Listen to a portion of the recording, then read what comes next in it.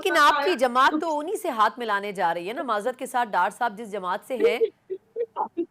लाने जा रही थी। बहुत अच्छी बात है आपने पूछ लिया। यानी कि सवाल तो वैसे ही आया हुआ था। आई एम सॉरी, मैं सब पांचों उंगलियां बराबर नहीं है इसमें, मगर खबरों का भी इतना कहत है कि एक बात से बात निकली थी तो मैंने तो तंज किया था। मतलब मैं तो समझ रही थी कि सहाफी है, उनका बहुत दिमाग होता है और वो इस आजकल सहाफी तंज को बड़े पेड समझते हैं। इंटरव्यूज कर रहे हैं, इसलिए आप सारे सहाफियों को एक जैसा ना समझें। जी, तो मैंने तो उनको कहा था कि मुल्क के वसी तर मफाद में अगर पेट फाड़ने वाले और लाड़काना की सड़कों पे घसीटने वाले बैठ सकते तो मुझसे क्या प्रॉब्लम है। चले। और उसके बाद आज हैरत लगी हुई थी कि जी डीएनए वो करके नून सिंध में है कहाँ। और जी बस छोड़ दीजिए, इस पे कल प्रोग्राम कर लीजिएगा। अल्लाह न करे, ऐसी कोई बात नहीं है, कोई हमें जरूरत नहीं है कि हम इनकी मलामत अपने सर के ऊपर लें। और उसे क्या कहते हैं, मुल्क को काम कीजिए, हमारा और उनका बयानिया मिलता ही नहीं है।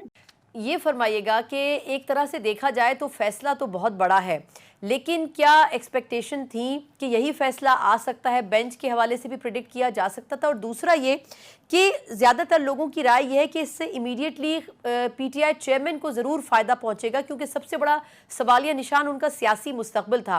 तो आपके ख्याल में जिस तरीके से अभी कोशिश की जा रही है, शेख रशीद साहब ने कुछ दिनों पहले जब मंजर आम पर आए तो कहा है कि जो 9 मई के मुल्जिमान हैं उनको आर्मी चीफ माफ़ कर दें। तो आपको क्या लगता है कि ऐसा सिनेरियो बन रहा है कि आहिस्ता आहिस्ता पीटीआई को भी मेन स्ट्रीम पॉलिटिक्स में और इलेक्शंस में वापस इंडल्ज किया जाएगा? अस्सलाम वालेकुम जी। नहीं, सोच तो ऐसी नहीं थी, कुछ छुट्टी छुट्टी थी जिस किस्म की बात हम लोग सुन रहे थे और ये सारा कुछ हो रहा था। लेकिन ये फैसला आया है। लेकिन जो कल 21 अक्टूबर को मेरी इन आंखों ने वो तमाम मनाजिर देखे, तो हम लोगों में इतनी मायूसी फैली हुई है कि मैं आपको अपनी बात कर रही हूँ, मे भी मैं सही ना हूं, तो मुझे हर अच्छी चीज में से कीड़े नजर आते हैं। हालात ऐसे हो गए कि अब मुझे पूछना ये था कि क्या कोई इसकी इसकी अपील के हक में तो नहीं चला जाएगा। मतलब जैसे कोई अपील तो नहीं दायर कर देगा कि ये वापिस से ये बेंच बनेगा, क्योंकि होता तो यही है कि इस फैसले के खिलाफ कोई चला गया तो। और बाकी रहा, आपने क्या कि इसका फायदा चेयरमैन पीटीआई को है। तो मेरे ख्याल में जैसे पूरी हर वही कोशिश की जा रही है कि वो फायदा उन तक ना पहुंचे। तो ये चीज मुझे समझ नहीं आई कि ये आगे मे भी अपील हो जाए और बेंच भी फिर बनाना है, या मे भी ये हम लोगों को दिखाने के लिए वो हो।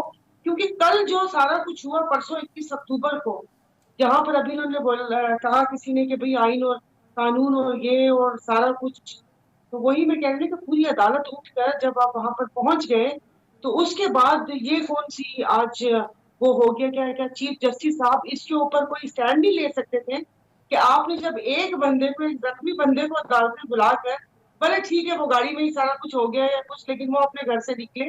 लेकिन यहाँ पर बजाय, ये तो शुक्र है कि दुबई नहीं गए, वो जाना चाहते तो अदालतें दुबई भी जा सकती। तो मेरा इसमें थोड़ा सा वो जो ख्याल है वो थोड़ा सा डिफरेंट है, क्योंकि लेकिन वो हमें दिखाई सीधा हाथ जाता है और उल्टा हाथ दिया जाता है।